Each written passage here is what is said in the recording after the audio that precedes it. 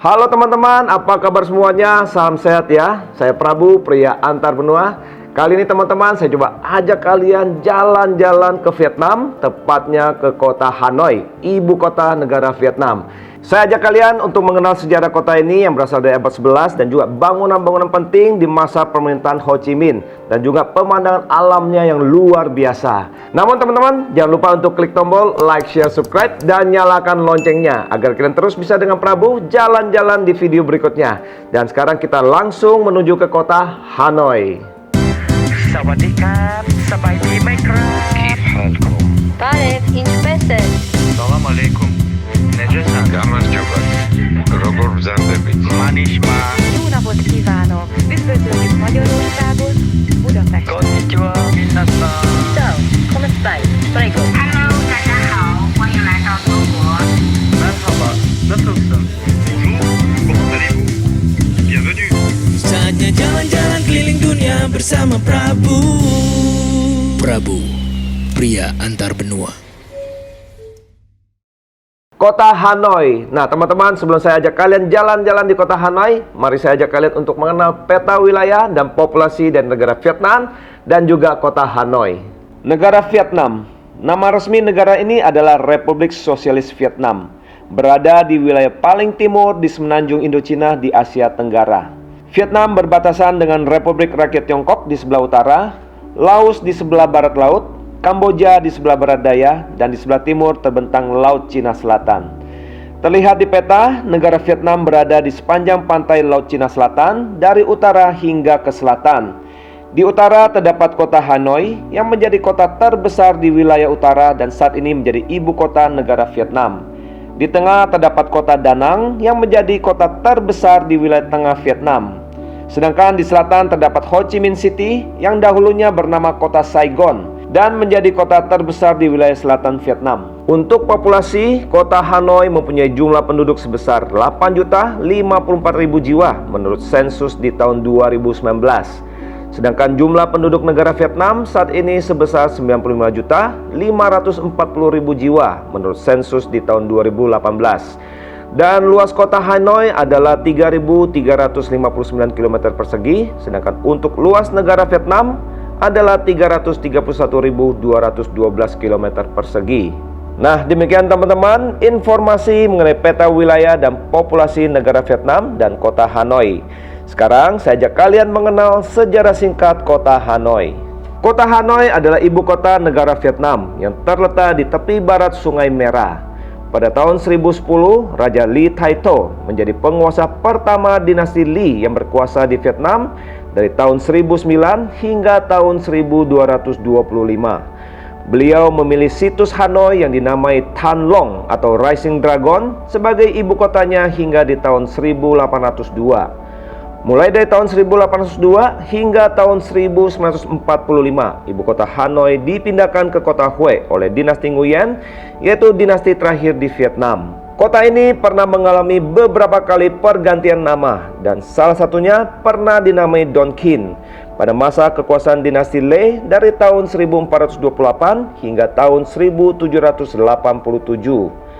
Pada tahun 1831, kota ini berganti nama menjadi kota Hanoi yang artinya antara sungai oleh Raja Minh Mang dari dinasti Nguyen. Kemudian kota Hanoi dikuasai oleh Prancis di tahun 1873 dan menjadi ibu kota Indochina Prancis dari tahun 1883 hingga tahun 1945. Kota Hanoi sempat diduduki oleh Jepang selama Perang Dunia Kedua. Pada bulan Agustus di tahun 1945, setelah Jepang menyerah, Prancis sempat menegaskan kembali kekuasaannya atas kota Hanoi di tahun 1946 hingga kekalahan mereka pada tanggal 7 Mei 1954. Ho Chi Minh berhasil merebut kota Hanoi dan kemudian menetapkannya sebagai ibu kota Republik Demokratik Vietnam. Selama Perang Vietnam, kota Hanoi mengalami kerusakan parah oleh pengeboman tentara Amerika Serikat pada tahun 1965 hingga tahun 1972. Kemudian ketika Vietnam Selatan runtuh pada tanggal 30 April 1975, Vietnam Utara berhasil menguasai seluruh wilayah Vietnam dan Perang Saudara pun berakhir. Tepat pada tanggal 2 Juli 1976, Republik Sosialis Vietnam diproklamirkan dan kota Hanoi ditetapkan sebagai ibu kotanya. Nah teman-teman, tiba saatnya kita jalan-jalan di kota Hanoi. Mari saya ajak kalian masuk ke kawasan yang boleh katakan kawasan yang paling awal dan asli di kota Hanoi, namanya Hanoi Old Quarter.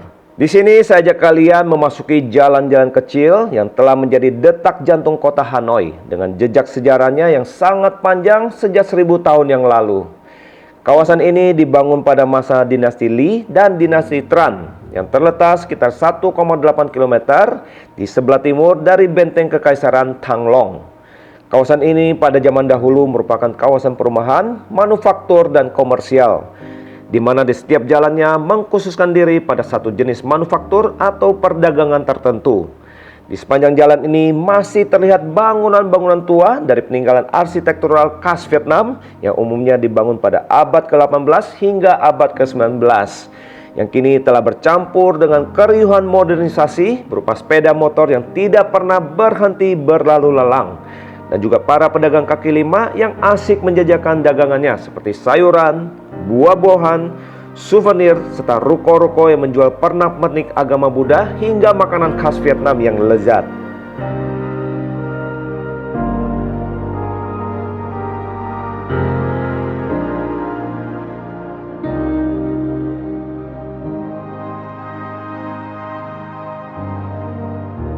Selanjutnya kita menuju ke sebuah danau yang sangat indah dan tenang, dan telah menjadi salah satu lokasi wisata yang paling terkenal di kota Hanoi, yaitu Hoan Kiem Lake. Hoan Kiem Lake apabila diterjemahkan ke dalam bahasa Indonesia dapat diartikan sebagai danau pedang yang kembali atau danau pedang yang dipulihkan. Menurut legenda, pada awal tahun 1428, Raja Leloi pergi berperahu di danau, dan ketika beliau sedang asik berperahu, tiba-tiba muncul ke permukaan air seekor kura-kura jelmaan, yaitu dewa kura-kura emas atau Kim Kui. Kura-kura ini kemudian meminta pedang sakti milik sang raja yang telah diterimanya dari dewa setempat yang bernama Raja Naga atau Long Phuong di beberapa waktu sebelumnya untuk dipergunakan berperang melawan pasukan dinasti Ming dari Tiongkok. Raja Leloi beranggapan bahwa Kim Kui datang untuk merebut kembali pedang saktinya, dan beliau pun tidak ingin memberikannya. Namun di kemudian hari, akhirnya beliau mengembalikan pedang saktinya kepada kura-kura tersebut karena merasa yakin bahwa pedang itu telah diminta kembali oleh Dewa Raja Naga. Kemudian Raja Leloi mengganti nama danau ini yang sebelumnya bernama Thuy Luc yang berarti air hijau menjadi Hoan Kiem. Dan juga dibangunlah sebuah menara kura-kura di sebuah pulau kecil yang berada di tengah-tengah danau untuk mengenang peristiwa ini. Saat ini terdapat beberapa ekor kura-kura besar yang diyakini dari spesies yang sama di dalam kisah legenda yang terkadang terlihat berkeliaran di danau ini. Sekarang saya ajak kalian mengunjungi Kuil Ngoc Son yang berada di Pulau Z yang berada di sisi utara dari Danau Hoan Kiem. Kuil ini didirikan pada abad ke-18 untuk menghormati 3 tokoh besar dalam sejarah Vietnam, yaitu Tran Hung Dao. Beliau adalah seorang pemimpin militer dari abad ke-13 yang dikenal dalam perlawanannya melawan dinasti Yuan. Kemudian tokoh berikutnya adalah Van Duong, yaitu seorang tokoh terpelajar, dan tokoh berikutnya adalah Nguyen Van Siu, seorang guru Konghucu dan penulis terkenal yang bertanggung jawab dalam perbaikan kuil ini pada tahun 1864. Biasanya kawasan ini ramai sekali dengan pengunjung menjelang matahari terbit atau terbenam. Orang-orang datang kemari untuk berolahraga atau sekedar jalan-jalan menikmati pemandangan danau ini.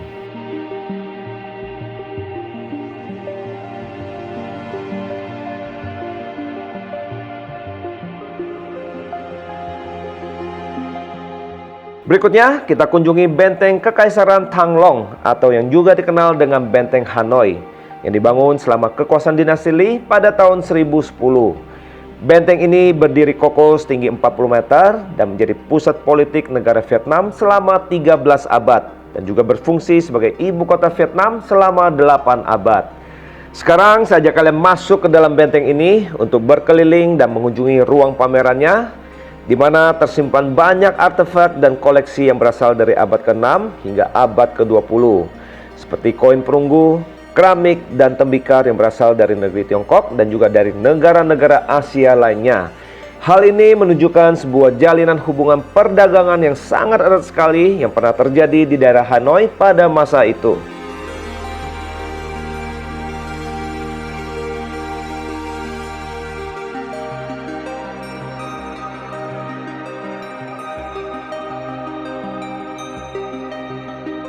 Objek berikutnya saya ajak kalian mengunjungi satu lokasi yang sangat bersejarah bagi bangsa Vietnam, yaitu Kompleks Ho Chi Minh, di mana lokasi pertama yang akan kita kunjungi adalah Ho Chi Minh Mausoleum. Ho Chi Minh Mausoleum adalah monumen berupa makam dari jasad Presiden pertama Vietnam Utara, Ho Chi Minh, yang telah diawetkan dan dibaringkan di dalam sarkofagus yang berbingkai kaca. Monumen ini dibangun untuk mengenang jasa beliau dalam upaya menyatukan bangsa Vietnam. Untuk memasuki mausoleum ini, kita harus mengikuti antrian yang cukup panjang yang terkadang bisa mencapai beberapa ratus meter. Di dalamnya kita diizinkan untuk melihat dan memberikan penghormatan singkat, namun tidak diperbolehkan untuk mengambil foto, video, atau berbicara. Pembangunan mausoleum ini dibangun pada tanggal 2 September 1973 dan diresmikan pada tanggal 29 Agustus di tahun 1975. Pembangunannya terinspirasi dari Mausoleum Lenin, salah satu tokoh komunis Rusia di kota Moskow. Di depan mausoleum terdapat lapangan badin yang memiliki luas 240 meter persegi yang dihiasi oleh 250 tanaman dan bunga. Lapangan ini merupakan lokasi di mana kemerdekaan Vietnam diproklamirkan oleh Ho Chi Minh pada tanggal 2 September 1945. Pada bagian atas dari mausoleum ini terdapat kutipan populer dari Ho Chi Minh dalam bahasa Vietnam, yang artinya tidak ada yang lebih berharga dibandingkan kemerdekaan dan kebebasan. Tepat di bagian depan mausoleum terdapat 79 tumbuhan pakis yang melambangkan 79 kali musim semi yang telah dilewati oleh Ho Chi Minh selama hidupnya.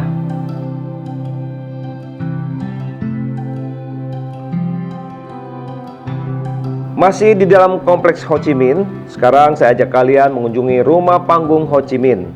Dan untuk informasi teman-teman, di dalam kompleks ini juga terdapat pagoda satu pilar serta istana kepresidenan.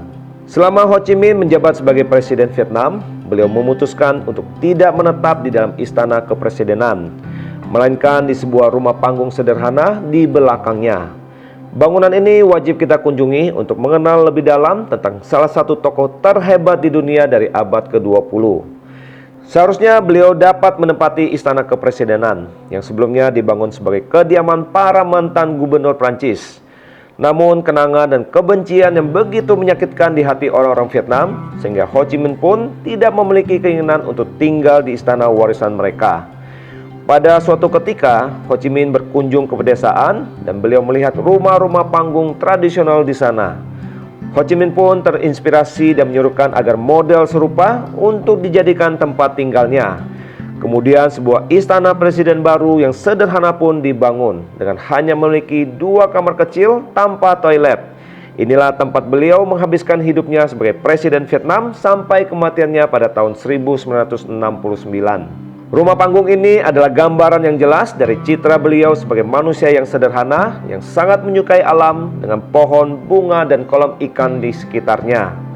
Sekarang kita coba masuk ke dalam, di mana pada bagian lantai bawah terdapat ruangan sederhana yang digunakan sebagai ruang rapat dan tempat menerima tamu. Kemudian kita menuju ke lantai atas, di mana terdapat 2 ruangan kecil, yaitu ruang kerja beliau yang hanya dilengkapi dengan buku, koran, mesin tik, dan kipas angin, serta kamar tidur beliau yang berisikan telepon, jam tua, dan sebuah radio model lama. Setelah puas mengunjungi rumah panggung ini, saya ajak kalian menikmati suasana di depan, di mana terdapat kolam besar yang dahulunya sering digunakan Ho Chi Minh untuk sekedar memancing guna menyimbangkan emosi dan pikirannya. Kemudian kita lanjutkan perjalanan kita menuju sebuah kuil yang didedikasikan kepada ajaran Konfusius, para cendekiawan dan orang bijak, dan juga pernah menjadi Imperial Academy, yaitu Universitas Nasional pertama di Vietnam. Kuil ini dibangun pada tahun 1070 pada masa kekuasaan Raja Li Thanh Thong dan sempat dibangun kembali selama dinasti Tran dari tahun 1225 hingga tahun 1400. Bangunan ini terpelihara dengan sangat baik dan merupakan contoh arsitektural bergaya tradisional Vietnam. Pada tahun 1076, Universitas Nasional pertama di Vietnam, yaitu Imperial Academy, didirikan di dalam kuil ini untuk mendidik para birokrat, bangsawan, keluarga kerajaan, dan anggota keluarga elit di Vietnam. Universitas ini bertahan dari tahun 1076 hingga tahun 1779. Sejak tahun 1802, raja dari dinasti Nguyen kemudian memindahkan ibu kota Vietnam ke kota Hue, di mana di sana didirikanlah Imperial Academy yang baru. Kuil ini luasnya mencapai 54.000 meter persegi, dan saya ajak kalian masuk ke dalam untuk melihat literatur tentang Danau Hoan Kiem, menara kura-kura, pavilion-pavilion, halaman kuil yang sangat luas, dan bangunan-bangunan bersejarah dari dinasti Lee dan dinasti Tran, serta prasasti kelulusan ribuan dokter yang pernah mengenyam pendidikan di tempat ini.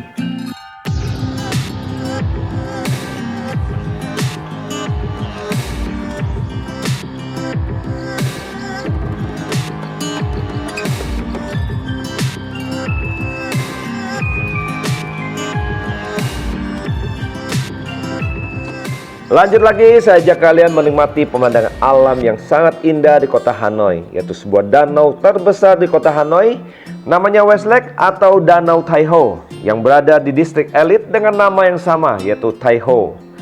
Danau ini panjangnya mencapai 17 km dengan luas sekitar 500 hektar, menjadikannya lokasi yang sangat populer untuk rekreasi dengan banyak fasilitas seperti taman, kebun raya, hotel, villa, restoran, kafe, dan tempat hiburan malam. Di sini saya ajak kalian mampir sejenak untuk mengunjungi sebuah pagoda tertua di Vietnam yang bernama Tran Quoc yang dibangun pada abad ke-6. Selanjutnya acara bebas untuk menikmati suasana dan keindahan danau ini, atau kalian bisa mencoba menikmati hidangan seafood yang segar di salah satu restoran yang ada di danau ini.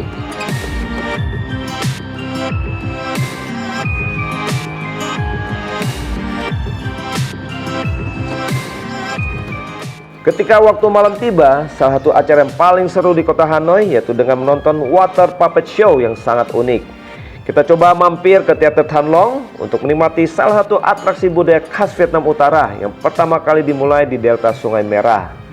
Pertunjukan seru ini menampilkan boneka-boneka yang berjalan, menari, dan bercerita dengan anggun di atas panggung air yang dikendalikan oleh para dalang yang bersembunyi di balik layar. Pertunjukan ini juga diiringi oleh orkestra Vietnam yang memainkan musik tradisional menggunakan drum, trompet, seruling bambu, dan alat musik tradisional lainnya. Sebagian besar pertunjukan ini menceritakan tentang dongeng dan legenda rakyat Vietnam dengan tema seperti perayaan masa panen padi atau kisah Danau Hoan Kiem yang dibawakan dengan cara yang lucu dan penuh canda. Sejarah pertunjukan ini berasal dari abad ke-11 ketika sawah-sawah penduduk desa tergenang banjir. Dan untuk menghibur diri, mereka membuat panggung hiburan sederhana di atas air banjir dengan memainkan bonekanya. Pertunjukan ini dilangsungkan setiap hari mulai pukul 15, pukul 16.10, pukul 17.20, pukul 18.30, dan terakhir pukul 20.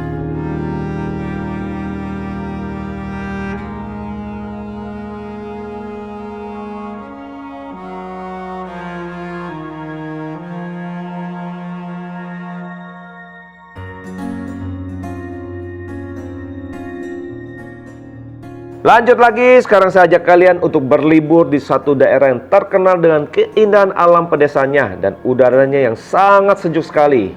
Namanya Sapa. Kurang lebih sekitar 350 km ke arah barat laut dari kota Hanoi. Sudah mendekati perbatasan dengan negara Tiongkok dengan jarak tempuh sekitar 8 hingga 9 jam dengan kendaraan atau naik kereta dari kota Hanoi. Kota kecil ini terkenal dengan hawanya yang sejuk dengan suhu rata-rata berkisar 15 hingga 18 derajat Celcius.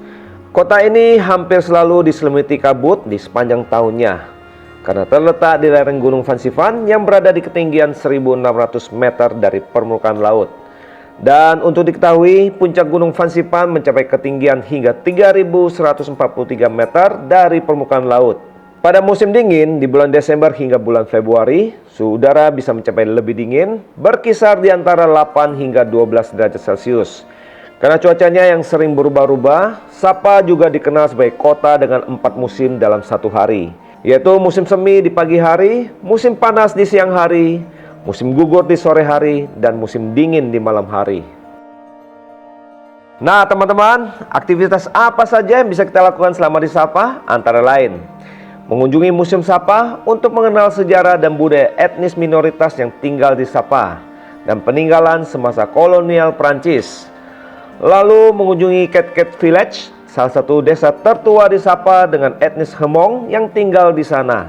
Dan juga mengenal produk-produk tradisional mereka seperti produk rami, kapas, dan hasil tenunannya. Kemudian kita juga bisa berperahu di Danau Sapa dan berbelanja di Pasar Sapa. Dan terakhir, pastinya kita bisa menikmati suasana alam pedesaan di negara Vietnam yang masih asri dengan udaranya yang sangat nyaman.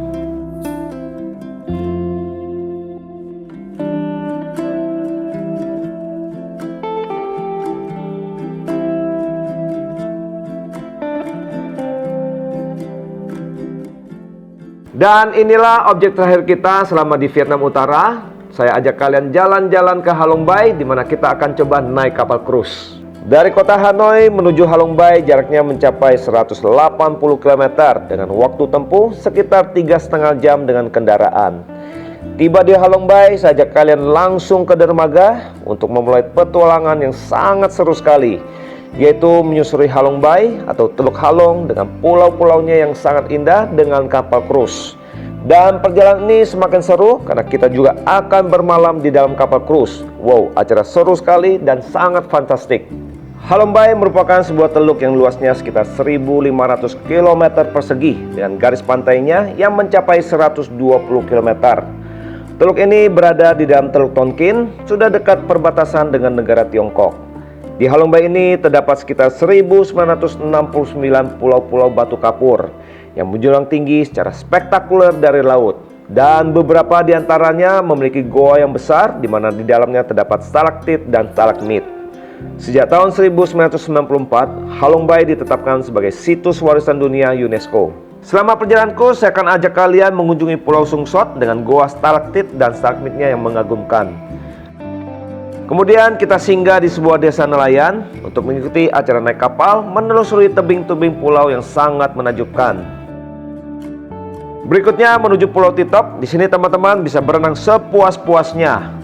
Dan selanjutnya kapal cruise akan berlayar terus mengelilingi pulau-pulau seperti Fighting Cocks Island, Tien Chung Island, Dau Go Island, dan pulau-pulau lainnya hingga sore hari tiba, di mana kita akan menikmati sunset bersama-sama di atas kapal. Dan ketika malam hari tiba, kapal cruise pun akan berhenti di tengah-tengah teluk untuk bermalam. Wow, inilah momen yang tidak boleh terlewatkan. Kalian bisa menikmati rembulan dan bintang-bintang di langit sepuasnya.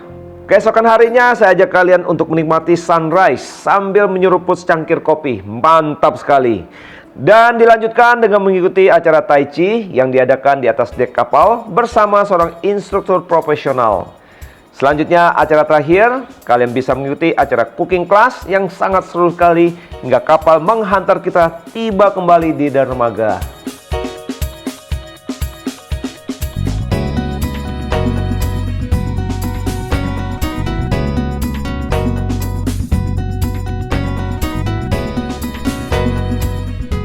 Oke teman-teman, gimana? Seru nggak jalan-jalan di kota Hanoi? Nah, sekarang ada beberapa tips yang ingin saya sampaikan sehubungan perjalanan kita ke negara Vietnam. Pertama, kita bicara visa. Untuk mengunjungi negara Vietnam, paspor Indonesia tidak memerlukan visa.